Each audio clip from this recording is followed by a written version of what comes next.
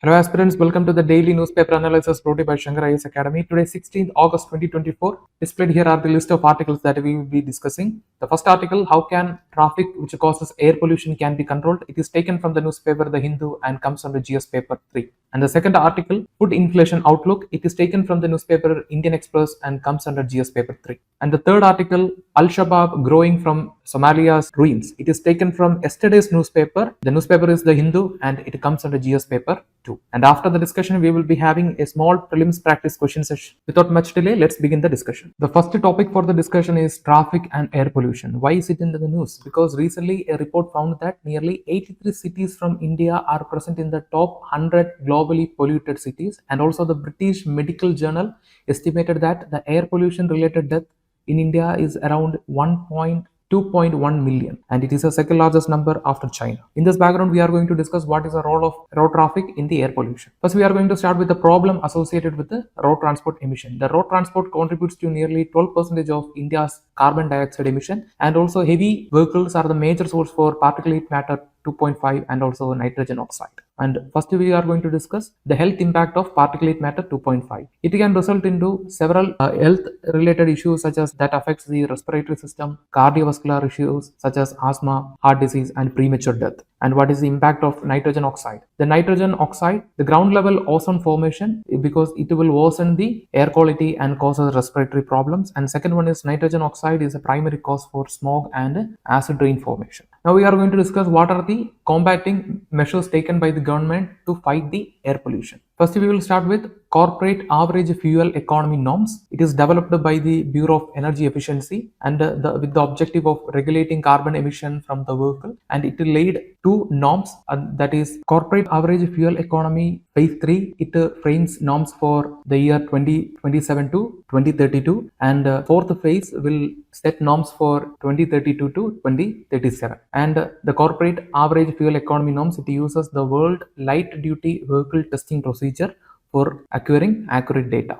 Now we are going to see what is World Light Duty Vehicle Testing Procedure. It is a global standard for measuring fuel consumption and emission of a vehicle. It also enables comparison of vehicle efficiency across the countries. And the third major step is Modified Indian Driving Cycle. It is a local test for vehicle emission and fuel efficiency. It reflects real-world driving conditions in India and also provides better assessment than previous testing cycles. And the fourth step is Vehicle Scrappage Policy 2022. And the major objective is to phase out older and polluting vehicle. And it also laid mandatory fitness and emission tests for passenger vehicles older than 20 years and also commercial vehicles older than 15 years.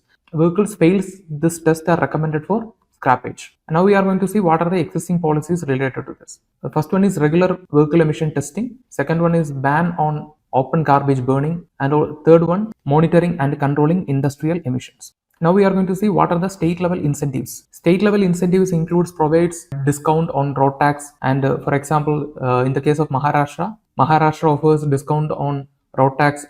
This will encourage the people to purchase new vehicle and also scrap the old vehicle. First, we are going to start with the challenges associated in the CAFE, that is corporate average fuel economy norms. So this policy only targets passenger vehicles and it neglects heavy duty polluters. And the second one is the challenges associated with the vehicle scrappage policy. First major challenge is limited scrap yards. That is, in some states, for example in Karnataka, this will hinder the implementation of this program. And the second one is voluntary nature.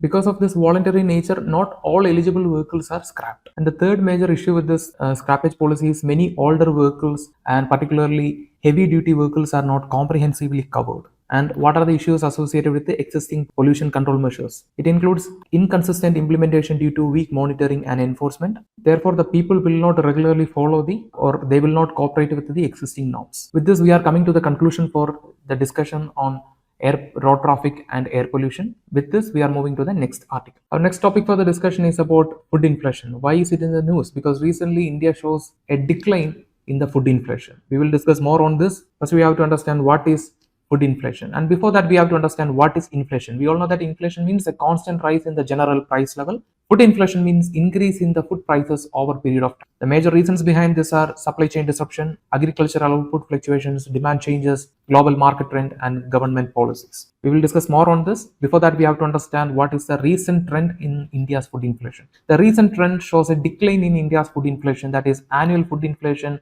is currently at 5.42% in July 2024, and this is the lowest since June 2023. What are the reasons behind this? The reasons are large base effects and surplus monsoons. These are the reasons behind the current decline in the food inflation.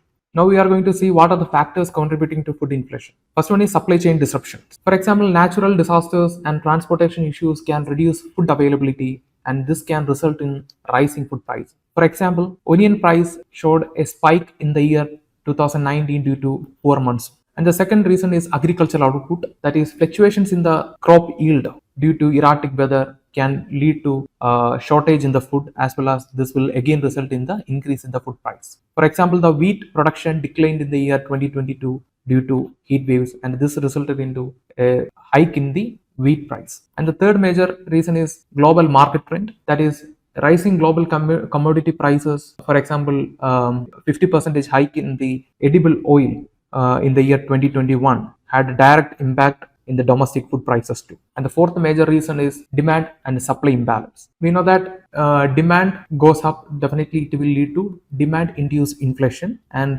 this kind of demand induced inflation is evident during the time of festival season, as well as in crises such as COVID-19. This will eventually rise the food prices. Now we are going to see what are the initiatives taken by the government of India to control food inflation. The biggest initiative is buffer stock management. The government maintains buffer stocks of essential commodities like wheat and rice through the Food Corporation of India to stabilize food prices during a period of crisis or shortage. And the second major step is minimum support price. Minimum support price ensures farmers receive fair prices, and this will protect them from the volatility of market. For example, MSP hike for pulses in the year 2016 aimed to increase production and also control prices. And the third major step is Food Stabilization Fund. This fund supports market interventions to control price volatility of essential commodities like onions and potato. And the fourth major step is public distribution system. Through the public distribution system, the government distributes subsidized food, and this will ensure food security to the low income families and also to the marginalized communities. And the fifth major step is import and export control. That is, the government adjusts import duties and export bans to manage supply of particular products. For example, there was a ban on onion in the year 2020 to control the price in the domestic economy. With this, we are coming to the conclusion for the discussion on food inflation. In this discussion, we discuss what is food inflation, what are the factors contributing to the food inflation, what are the major government initiatives taken to control the food inflation, and also what is the recent trend of food inflation in India. With this, we will move to the next article. Our next topic for the discussion is about Somalia. It is in the news because of the ongoing conflict between the government and the Al-Shabab. We will start this discussion with the question, who is Al-Shabab? The word Al-Shabab means the youth in Arabic, and origin can be traced back to the radical youth wing of Union of Islamic Court. And the ideology, the Al-Shabab is inspired by the Saudi Wahhabi Islam, and it is in conflict in Somalia because majority of the people in Somalia are following the Sufi ideology of Islam. And in the year 2006, the Al-Shabab gained the control of Mogadishu, the capital of Somalia, and imposed strict Sharia law, that is a conservative law of Islamism. Countries such as United States and United Kingdom banned this organization Al-Shabab, citing it as a terrorist organization. And the report says that Al-Shabab has linked with the Boko Haram in Nigeria and Al-Qaeda in Afghanistan. And the 2020 report says that Al-Shabab collects more revenue than the Somali government. Now we are going to discuss what is the state of Somalia at present. We can say that it is a fragile state or a failed state because of the long-term conflict between the terrorist organization and the government. And also the country is also facing severe other problems such as humanitarian crisis and a drought. And the second major problem of Somalia is political vacuum. That is, in the last 20 years, there was no effective government. And the third major problem is growing Al-Shabaab strength. Despite counter-terrorist efforts, the strength of Al-Shabaab is still increasing. And in the recent times, Al-Shabaab gained popular support in the year 2010, but soon they lost it because they denied the West food program during the time of drought. And the another major problem in the Somalia is the exploitation, that is humanitarian crisis and regional instability, that is the human rights violation is happening in Somalia, and at the same time the factions, ethical as well as tribal factions within Somalia are demanding for autonomy and independence. But recent times, the country is showing certain signs of progress. That is, the government regained the control of Mogadishu and the towns near to that. And also, the year 2022 marked a peaceful political transition in the country. But still, it is facing problems such as severe drought, food crisis, and widespread suffering due to the ongoing conflict between the government and different factions. One of the major issues faced by the Somalia, or one of the major conflict in Somalia, is the issue of Somaliland. So you can see in this map, this region is known as Somaliland. It gained its independence in the year 1990, but still it lacks international recognition, and this result into a conflict between the Somaliland and the Somali government. The Somaliland people are standing for independence, but the Somalia claims that Somaliland is a part of its territory. Therefore, there is still a disputed region is lying between the Somaliland and the Somalia. And this is also one of the major crises faced by the land now. With this, we are coming to the conclusion for this topic. Let us start with the daily MCQ. Welcome to the daily MCQ session. The first question is, consider the following statements, and this question is asked in the year 2020. The first statement, the weightage of food in consumer price index is higher than that in the wholesale price index. Statement 2, the wholesale price index does not capture changes in the prices of services which consumer price index does. And statement 3, the Reserve Bank of India has now adopted WPI as its key measure of inflation and to decide on changing the key policy rates. Which of the statements given above is or are correct? Option A, 1 and 2 only, option B, 2 only, option C, 3 only, and option D, 1, 2, and 3. The correct answer is option D, 1, 2, and 3. The weightage of food in consumer price is higher than that in the wholesale price index. The statement is correct. The WPI does not capture changes in the prices of service, but the consumer price index does, and that is also right. And the Reserve Bank of India adopted the WPI as its key measure of inflation and to decide on changing the key policy rates. The 3 statements are correct. The second question, in the context of WHO air quality guidelines, consider the following statements. This question is asked in UPSC in the year 2022. The first statement,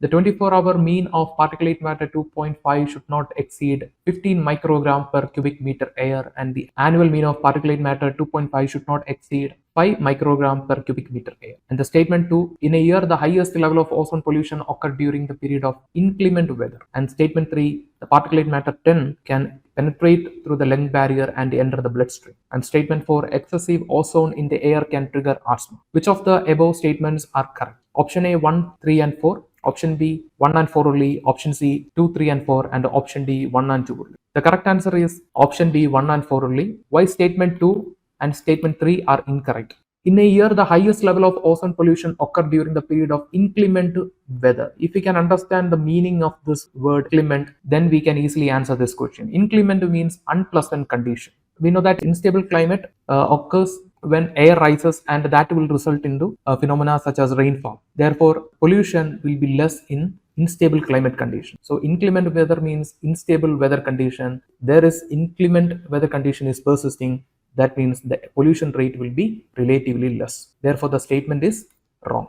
And statement 3, particulate matter 10 can penetrate through the lung barrier and enter the bloodstream. They cannot enter through the barrier of lungs and enter the bloodstream. Therefore, that statement is also wrong. The third question for today is, Somalia has been suffering from decades of civil strife and food shortages and was in the news in the recent past for its very severe famine. It shares its border with which of the following countries? Option A, Kenya, Ethiopia, Djibouti. Option B, Kenya, Tanzania, Eritrea. Option C, Sudan, Ethiopia, Djibouti. And option D, Kenya, Eritrea, and Sudan. The correct answer is Kenya, Ethiopia, and Djibouti. Somalia shares border with the 3 nations, that is Kenya, Ethiopia, and Djibouti in the options. With this, we are coming to the conclusion for today's discussion. Before leaving this channel, don't forget to subscribe and also hit the bell icon to receive on-time update, and also like the content and give your feedbacks as comments and share this content with your friends to make the competition more healthy. Thank you. Have a nice day.